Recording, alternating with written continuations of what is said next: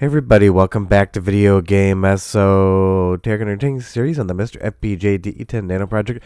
More specifically, in this instance, Taki, Udon, and Retro Remake SuperStation One. That is because about 24 hours ago, there were some new updates over on Discord. The SuperStation One Founders Editions are being manufactured, and they should be in gamers' hands relatively shortly. So we're going to be going over all of the updates, what SuperStation One is, if you haven't watched those videos, because as of the recording of this voiceover, you can still pre-order for Batch 3, and I know a lot of people out there still want that console-ized shaped Mr. FPJ under their television. That definitely could be it. Before we get too far involved though, do me a huge favor, go down below, hit like and subscribe, and ring that notification bell. Definitely helps us out. And if you feel so inclined and want to support the channel, got a Patreon link down below as well. And again, I apologize in advance. Video Game Esoteric, of course, got a pre-Christmas cold, so my voice is ever so slightly off. But this will probably be the last Mr. FPJ update video I've run in December, unless someone decides to release a new core or a big update and drags me into the office between Christmas and New Year's Eve. But honestly, Taki Udon has been so amazing at actually updating people as far as what's going on with the manufacturing development process of the SuperStation One, and that is definitely something I really love to see, because a lot of people love to see actually how things get made, and not just see photographs and renders of products before they finally show up at their house.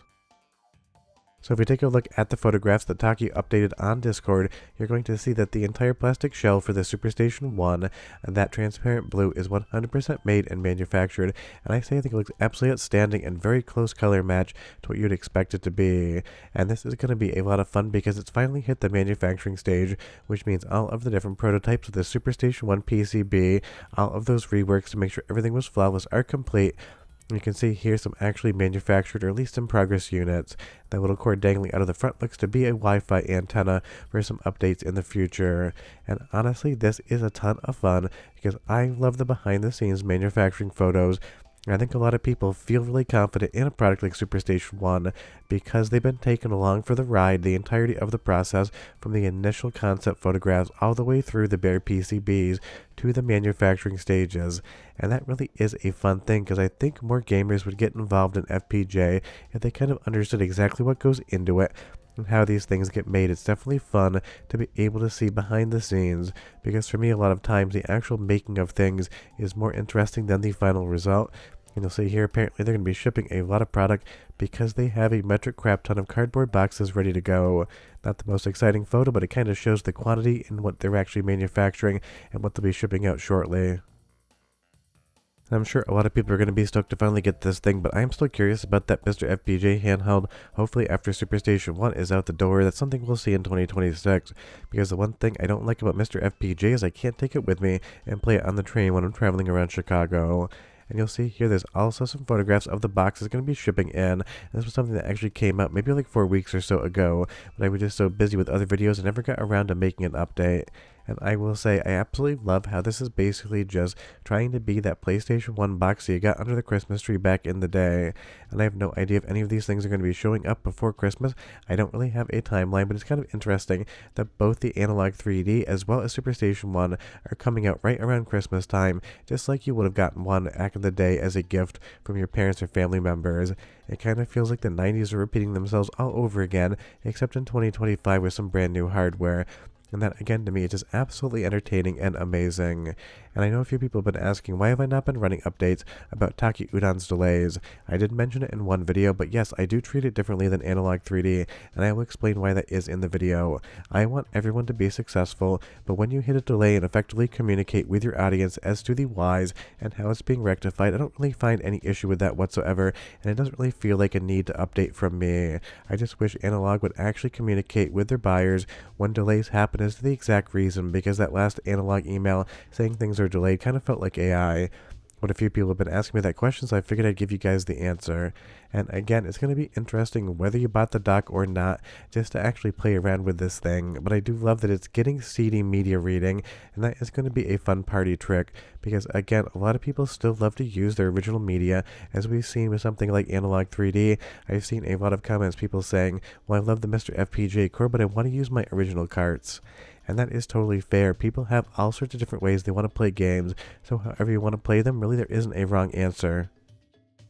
And I really love that in 2025, moving into 2026, the diversification of FPGA gaming, giving people as many options as they can possibly handle. You can totally do the Mr. Pi triple stack or any other Mr. FPGA triple stack and get the exact same result outside of the actual disc reading. But if you want something like a fully finished console underneath your television, SuperStation One, or something like the Multisystem 2, definitely is going to have you covered as well. And the nice thing is it is still just a Mr. FPGA at heart, which means this thing isn't actually just locked into being a PlayStation 1. It's going to run every single Mr. FPGA core we currently have. And I totally get it. Analogue has a different business practice where every single console is basically a one-off and that FPGA chip is closed. But it is nice to be able to have that FPGA console under your television that actually has the whole entire library of what FPGA gaming can be.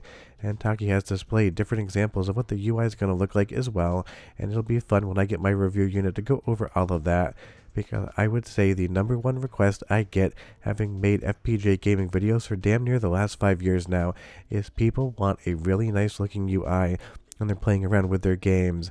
I totally get it. Even if for me, I think the Mr. UI is perfectly functional, and that is definitely going to be something that is coming soon. And I know Retro Remake has mentioned about allowing all of that code to be open source because the Mr. project is always open source. So maybe in 2026, you might see somebody try to port down that UI to your standard Mr. FPGA. And I love the entire development process of what's gone on behind the scenes. It's been so fun to take a look at prototype cases, especially for me because I do have a background in injection molding for goggles, helmets, and sunglasses when I worked at Burton. So seeing stuff like this, I understand just how much of an achievement it is to get a case this fancy looking and this complex actually injection molded and ready for manufacturing with all of the PCBs inside of it. Trust me, plastics aren't the most exciting thing in the world, but they definitely deserve a commendation here because it is no easy task to get them done. And I love that there's going to be an entire range of different looks for the SuperStation One. You're going to have transparent plastics. You're going to have the standard PlayStation gray. You're going to have that translucent blue. It gives everyone the option to decide what they want this thing to actually look like when it is next to their television. So leave me a comment down below. Are you more of a translucent plastic fan? Are you more of an opaque? I would say I think they all look great, but honestly, seeing the technology underneath and knowing how it works, it is fun to have transparent cases so you can kind of take a peek under the hood and see that hardware. It was really interesting. Taki even basically polled all of the audience asking how they wanted some of the plastic bits to look. It was kind of almost like designed by democracy, except of course for smaller pieces, but I still really appreciated that people were taken along for the entire process and actually given a voice, especially with that snack adapter stuff that they added in a feature because a lot of users were actually requesting that. It'll be really interesting to see these cases and see the overall quality, but I will say it looks exactly like you would expect it to. That color match looks very accurate, and it's going to be fun to have something like a PlayStation 1 design with a full Mr. FPGA inside of it in the future next to all of our televisions, because I know a lot of people aren't yet jumping on the FPGA gaming bandwagon because they don't want a standard triple stack. Well, I always try to convince people it is good enough and it'll definitely do everything you need. Some people just want that really buttoned up look, and that's what we're going to be getting here. And of course, if you do pick up one of the SuperStation docks as well, you're going to get the ability to both dump and read PlayStation 1 discs from the drive, and Taki's also shown some other systems loading up discs as well. I don't know if that's going to be in the initial shipment OS. We'll just have to wait and see. Even though Analogue 3D is out, and this was just a test that'll probably come to absolutely nothing, you can see here that at least very slowly, cartridge reading for the N64 core is working on the SuperStation 1.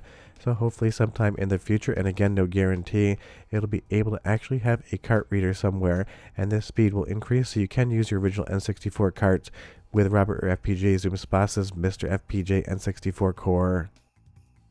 Or hey, maybe that'll never happen whatsoever because nothing is promised outside of PlayStation 1 disc reading and dumping. It might do a lot more with OS updates in the future, but basically everyone, myself included, is going in with the expectation of SuperStation 1 will run all the actual cores for Mr. FPGA, and it will be able to read PlayStation 1 disc if you get the dock. And again, if you don't care about disc reading whatsoever, you just have the SuperStation 1 to be that Mr. FPGA that has the full console design that can live next to your television and feel like a retail product, because that's exactly what it is. And that's why I love the Mr. FPGA product. Anyone can make it whatever they want. You too, if you felt like it, could make an entire Mr. console and sell it to people with your own design. And I think that open source community absolutely just excels. But we're done. I'm going to go rest my voice.